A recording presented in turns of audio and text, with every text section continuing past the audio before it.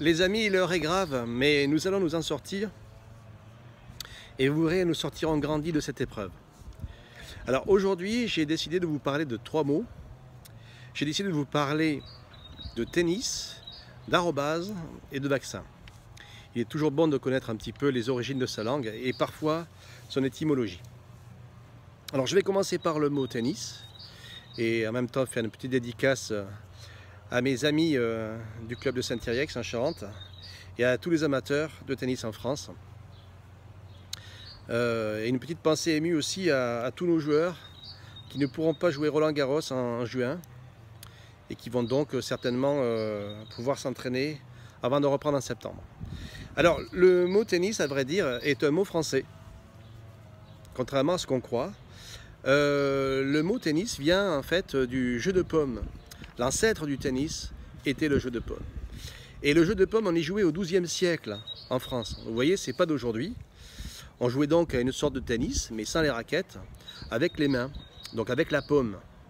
Il a fallu vraiment attendre des siècles et des siècles pour qu'un inventeur se dise que ce serait bien de protéger les mains et les paumes. Et c'est ainsi qu'il a inventé la raquette.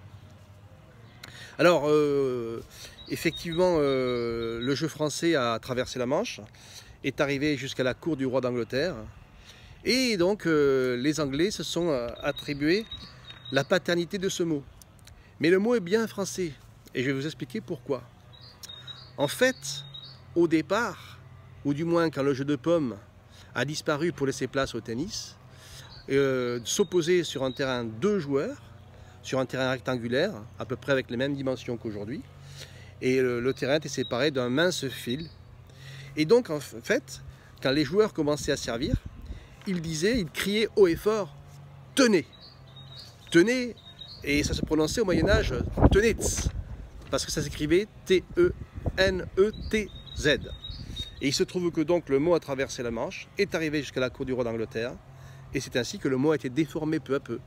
Et les Anglais ont dit « Tenetz, tennis ». Voilà comment le mot est arrivé jusqu'aux oreilles de nos Anglais, mais revendiquons la paternité de ce sport.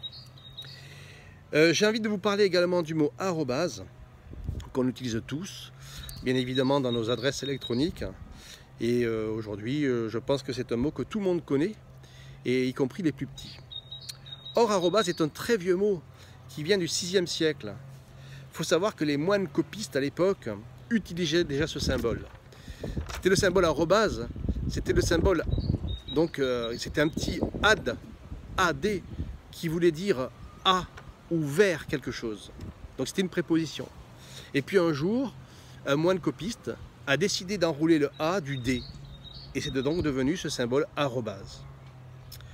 Ce terme-là, enfin ce petit mot a perduré au fil des siècles. On le retrouve au XIIe siècle chez nos amis florentins qui l'ont utilisé comme une unité de mesure pour les amphores. Puis au XIXe siècle, les Américains l'ont utilisé également pour multiplier les dollars entre eux et ils utilisaient donc A. Voilà, ce ad, donc c'est arrobase. Ensuite, arrobase a disparu complètement de la circulation pendant des siècles, enfin du moins au moins 2.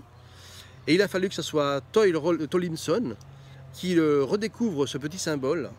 Et il ne savait pas qu'un jour, il retrouverait ces lettres de noblesse à travers nos courriers électroniques, qu'on appelle en France, et en bon français, nos courriels. Hein. Je vous le rappelle au passage. Il faut savoir aussi, pour la petite histoire, que l'arrobase n'est pas dénominé de la même façon dans les pays du monde entier.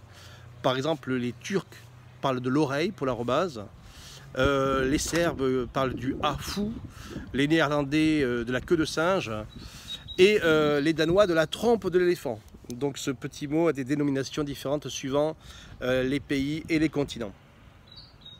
Enfin, je voudrais vous parler aussi du mot vaccin, qui est plus que jamais d'actualité. Et nous comptons sur tous nos chercheurs pour trouver ce fameux vaccin qui va enrayer le Covid. Et donc, pour la petite histoire aussi, et contrairement à ce qu'on croit, ce n'est pas Pasteur qui a inventé le mot vaccin, mais un certain Édouard Jenner, un Anglais. Et là, il faut rendre à César ce qui appartient à César. Rede Caesaris quae sunt Caesari en bon latin. Donc c'est Édouard Jenner qui découvre le vaccin.